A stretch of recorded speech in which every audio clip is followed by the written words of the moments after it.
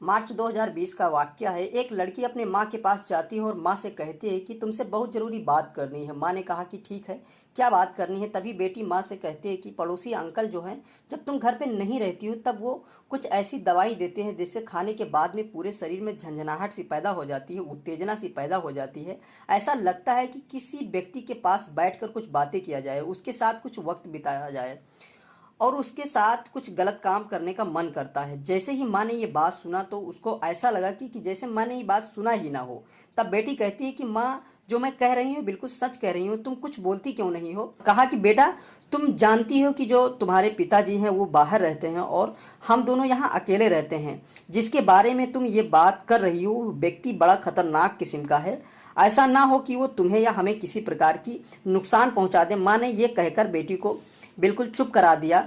और जैसे जैसे ये हो रहा था, कई साल बीत जाते हैं, फिर बेटी के साथ वैसे ही होता चला जाता है और बेटी चाह कर भी कुछ नहीं कर पा रही थी। लेकिन कुछ ऐसा ज़्यादा दिन तक नहीं चल पाता है और कुछ ही वक्त के बाद जब इस घटना को खुलासा होता है तो ना कि उसके परिवार वाले बल्कि आसपास के जितने भी लोग होते हैं उन सबको बड़ी हैरानी होती है कि मामला जब पुलिस के तक पहुंचता है तो पुलिस भी इस मामले को सुनकर यकीन नहीं कर रहा था और मामला अदालत तक पहुंच जाता है। तो जज साहब भी इस पूरे घटनाक्रम को जानने के बाद सोच में पड़ जाते हैं कि कहते हैं कि इस धरती पर किस किस तरह के प्राणी रहते हैं, उन्हें यकीन नहीं होता था। नमस्कार, मैं रामराज। आज की जो सच्ची घटना है, ये सच्ची घटना सुनाने जा रहा हूँ। ये घटना महाराष्ट्र प्रदेश का, दरअसल महाराष्ट्र प्रदेश का एक शहर मुंबई और मुंबई का बॉम्बे हाई कोर्ट के अंदर एक व्यक्ति ये अपील करता है कि साहब, मैं कई सालों से सलाखों के पीछे हूँ, अब मुझे जमानत दे दी जाए। दरअसल 29 अप्रैल 2024 को ये व्यक्ति बॉम्बे हाई कोर्ट के एकल पीठ के जो न्यायमूर्ति होते हैं पृथ्वीराज चौहान, वो इस मामले की सुनवाई कर रहे थे। सुनवाई करने के दौरान उन्होंने उस व्यक्ति को देखा और उस व्यक्ति को देखने के बाद उसके सामने 27 पेज की एक कहानी पड़ी हुई थी। उस पेज को, कहानी को देखने के बाद उन्होंने कहा कि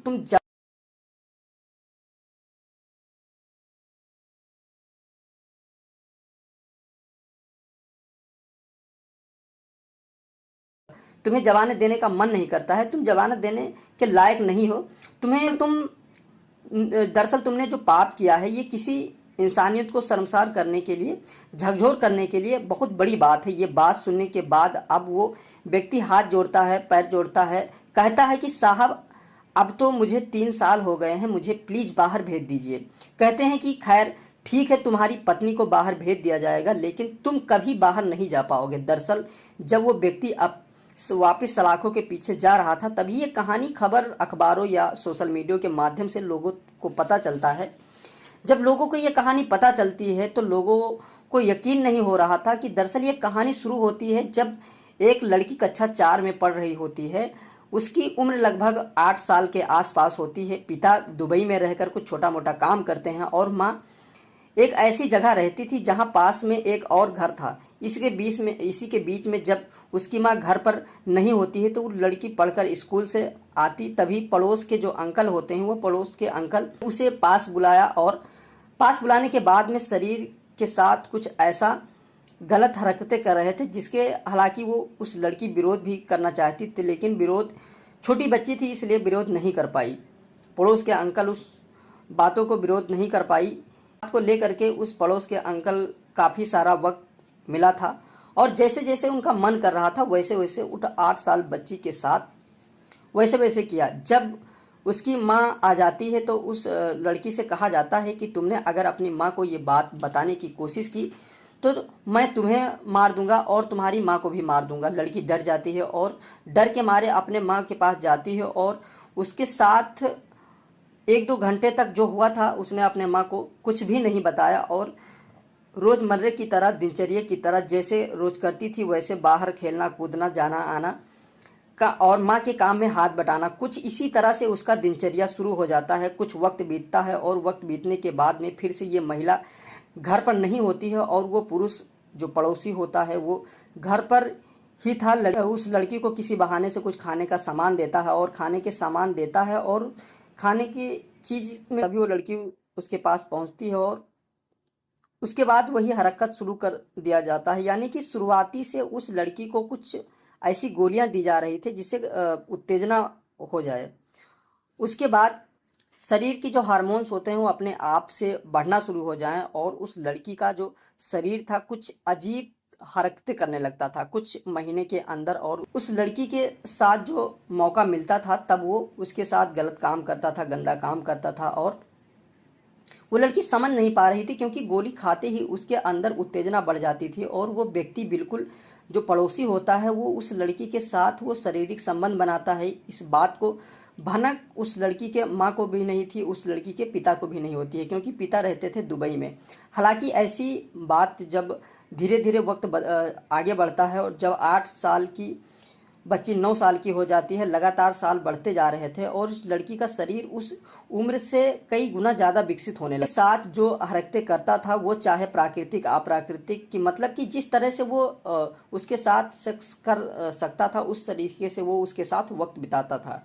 उसने उसके साथ हर तरीके से हर बार कोशिश करता था और बार बार कोशिश करता था। वक्त आगे बढ़ता है और उसे गोली देता है। जब उस लड़की को एक तरह की बीमारी हो जाती है, उस बीमारी का नाम होता है निपोफेनिया।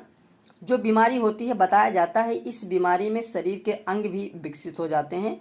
साथ में ऐसी बीमारी हो जाती है जिसमें सेक्स की लत लग जाती है, यानी कि वो किसी भी तरह से वो सेक्स करे बिना रह ही नहीं सकती है। उस छोटी सी बच्ची को सेक्स करने की लत लग जाती है। अब वो खुद से इंतजार करने लगती है कि कब वो व्यक्ति आए और उसके साथ बातें करे, शारीरिक संबंध बनाए। अब जैसे जैसे वक्त बीतता रहा लगभग 8 साल बीत जाते हैं।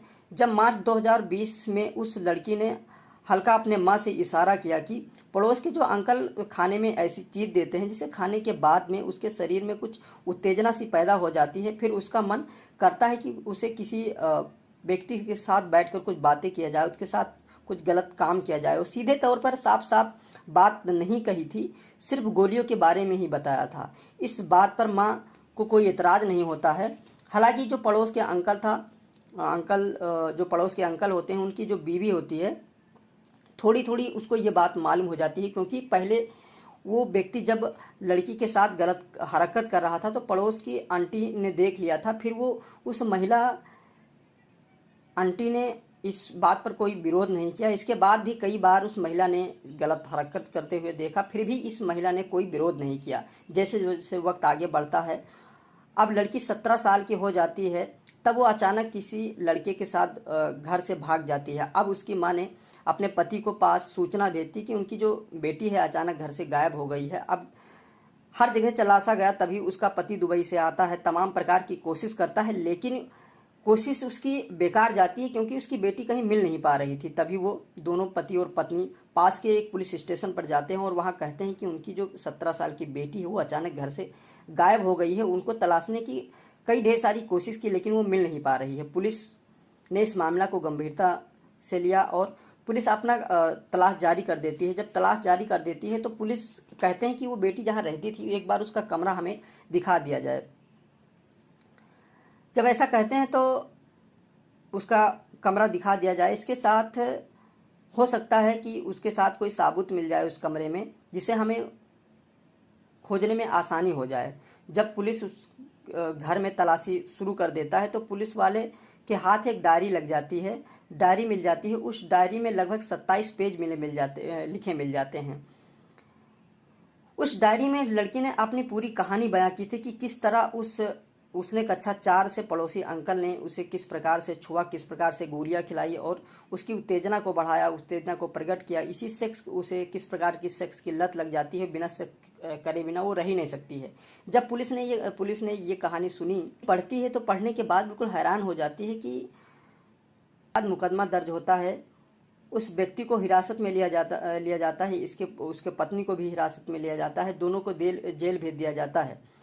जब उस महिला से ये पूछा जाता है कि जब इस लड़की ने पहली बार ये जिक्र किया था तो तुमने पुलिस से मदद क्यों नहीं मांगी और अपने पति से क्यों नहीं बताया, तो वो महिला कहती है कि मैं डर गई थी कि कहीं हमें या हमारी बेटी के साथ कुछ गलत ना हो जाए। हमें मालूम नहीं था कि हमारी बेटी के साथ ये जो काम हो रहा है वो ज़्यादा दिन से गलत हो रहा है। हालांकि ये पुलिस ने इस मामले को गंभीरता से लिया और उसको जेल भेज दिया। अब जब पुलिस से काफ़ी अपील की जाती है तो उस महिला को जमानत मिल जाती है, लेकिन उस पड़ोसी अंकल को जेल भेज दिया जाता है क्योंकि वो उस लड़की के साथ काफ़ी लंबे समय से प्राकृतिक अप्राकृतिक तरह से शोषण कर रहा था। उस बंदे ने बॉम्बे हाई कोर्ट में जमानत लेने की अपील की तो उसे 27 पन्नों की डायरी को जब जज साहब पढ़ते हैं और पढ़ने के बाद में जज साहब कहते हैं कि तुम्हें समाज में रहने का कोई हक नहीं है, तुम समाज में किसी भी तरीके से रह नहीं सकते हो, जो ही तुमने गलत हरकत किया है तुम समाज में